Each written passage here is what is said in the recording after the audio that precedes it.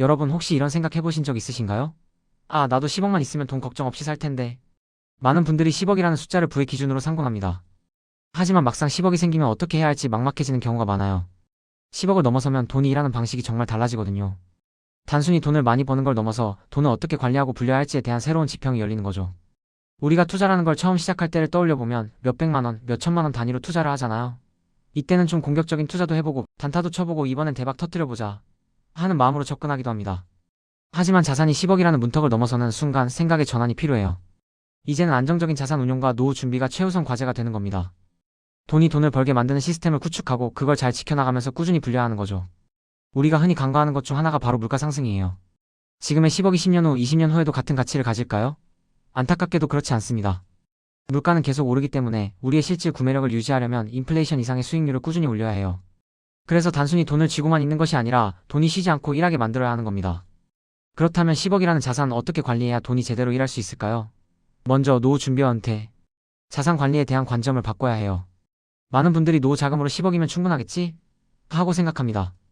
물론 큰 돈이지만 이게 전부는 아니거든요. 은퇴 후에는 안정적인 현금 흐름이 정말 중요해집니다. 매달 얼마를 받을 수 있는지가 핵심인 거죠.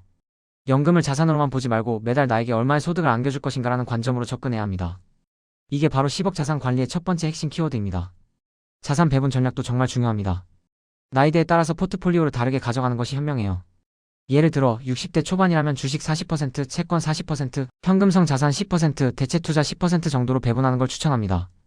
70대가 되면 주식 비중을 줄여 주식 30%, 채권 50%, 현금성 자산 15%, 대체 투자 5%로 조정하고 80대 이상이 되면 주식 20%, 채권 60%, 현금성 자산 20%로 더욱 안정적으로 가져가는 거죠.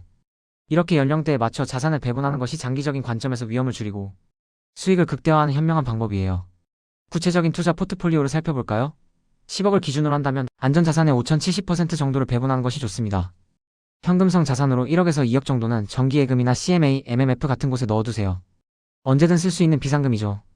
그리고 채권이나 채권형 상품에 4억에서 5억 정도를 투자한 겁니다. 국채나 지방채처럼 안정성이 높은 상품을 최우선으로 고려하고 우량 회사채나 채권형 ETF도 좋은 선택이 될 수 있습니다. 채권형 ETF는 분산 투자와 유동성 확보에 큰 도움이 되거든요. 이제 성장 자산에 대해 이야기해볼까요? 전체 자산의 3,040% 정도를 성장 자산에 투자합니다. 주식 투자는 2억에서 4억 정도를 배당주 중심으로 가져가는 것이 좋아요. 통신, 유틸리티, 필수 소비재처럼 경기에 크게 영향을 받지 않는 고배당 우량주들이 대표적이죠. 주식형 ETF를 통해 S&P 500이나 글로벌 배당 ETF에 투자하는 것도 좋은 방법입니다. 이렇게 하면 전 세계 다양한 기업에 분산 투자하여 리스크를 줄이고 안정적인 수익을 추구할 수 있어요. 중요한 것은 성장과 안정의 균형을 맞추는 거죠. 그리고 여러분, 절세 전략을 절대 놓쳐서는 안 됩니다. 절세는 단순히 세금을 덜 내는 것을 넘어 우리의 순수익을 높여주는 아주 중요한 투자 전략이에요. 절세 삼총사라고 불리는 ISA, 연금저축, IRP를 적극적으로 활용해야 합니다. 이 세 가지를 잘 활용하면 연 수익률을 12%p 더 높이는 효과를 볼 수 있어요.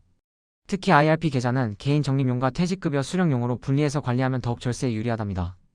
세금 혜택을 놓치지 말고 꼭 챙기세요. 이건 역시 돈이 일하게 만드는 중요한 키워드입니다.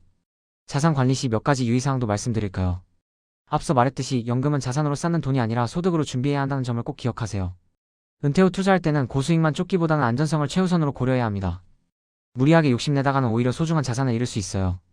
퇴직금을 IRP 계좌에 넣어두었더라도 실제 생활비로는 부족할 수 있으니 추가적인 소득 확보 방안도 미리 고민해두는 것이 좋습니다. 노후 자금의 총 규모에 집착하기보다는 매달 안정적으로 얼마를 받을 수 있는지를 기준으로 계획을 세우는 것이 훨씬 현실적이고 중요해요. 김경필 머니트레이너님의 말씀처럼 딱 1억만 모읍시다와 같은 구체적인 목표가 때로는 더 큰 동기부여가 될 수 있습니다. 우리가 투자를 하면서 많이 듣는 이야기 중에 그릇이라는 표현이 있어요. 결국 그릇이 준비되지 않으면 잠깐 큰 자산을 가졌어도 다 날아가고 자신의 그릇만큼만 남게 된다.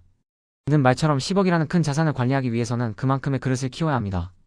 처음에는 몇십만 원만 빠져도 불안했지만 자산을 관리하는 경험이 쌓이면 몇천만 원, 심지어 수억 원이 왔다 갔다 해도 평정심을 유지하게 되죠. 이게 바로 우리의 갑바가 단단해지는 과정입니다. 여러분, 멘탈의 연금술이라는 책에도 나오듯이 인생에는 평탄한 길과 좁고 험한 길이 있습니다. 좁고 험한 길을 택해야 부자가 될 수 있다는 말이 있어요. 투자의 길도 마찬가지입니다. 문제가 많고 힘들지만 그 문제를 도망가지 않고 정면 돌파하며 에너지로 바꾸는 사람들이 결국 성공합니다. 중요한 건 해법에 집중하는 거예요. 좌절감에 빠져 문제만 보지 말고 행동하면서 해답을 찾아나가야 합니다.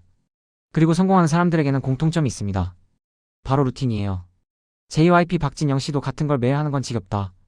근데 지겨운 걸 매일 이겨낸 사람이 결국 성공한다고 말했죠. 공부, 운동, 독서처럼 기본적인 것들을 지겨워도 꾸준히 해나가는 사람이 결국 정상을 찍는 겁니다. 투자도 마찬가지예요. 장기적 우상향 자산을 꾸준히 모아가고 루틴을 지키고 지겨운 반복을 견뎌내며 리스크를 시간에 녹여 수익으로 바꾸는 것. 이것이 진짜 성공의 루트입니다. 마지막으로 씨앗 이야기를 해볼까요? 성실한 농부는 씨앗을 계속 뿌립니다. 길가에 뿌려지든 새가 먹든 돌에 떨어지든 상관없이 계속 뿌리죠. 왜냐하면 비옥한 땅에 떨어진 몇몇 씨앗들이 수백 배의 결실을 맺을 거라는 걸 알기 때문이에요. 우리의 투자도 똑같습니다. 우리는 어떤 씨앗을 뿌리고 있나요? 나만의 루틴, 지속 가능한 투자 전략, 예측 가능한 추진력을 가지고 꾸준히 전진해야 합니다. 성공적인 장기 투자를 위해 꼭 기억해야 할 4가지를 다시 한번 강조할게요. 첫째, 우리는 시간이라는 자원을 무기로 삼아 거대 자본이 못하는 장기 투자를 합니다. 둘째, 내가 중간에 변심하지 않도록 강력한 마인드셋을 구축해야 해요. 셋째, 인생의 희로애락 이벤트를 예측해서 각 시점에 맞는 투자 기간과 전략을 정해야 합니다. 넷째, 예측할 수 없는 리스크에 대비해 속성이 다른 자산 23개로 분산 투자해야 합니다. 제가 비트코인, 테슬라, 서울 부동산을 함께 투자하는 이유도 바로 여기에 있어요. 10억이라는 돈이 일하게 만드는 과정은 단순히 돈을 버는 것을 넘어 우리의 삶을 더욱 풍요롭게 만드는 여정입니다. 이 모든 것을 실행에 옮기기 위한 첫걸음은 바로 끝까지 살아남는 것이에요. 전략이 아무리 좋아도 포기하면 소용없습니다. 여러분 모두 긴 여정의 동료로 꾸준히 투자와 루틴을 이어가시길 바랍니다. 우리 모두 리스펙합니다.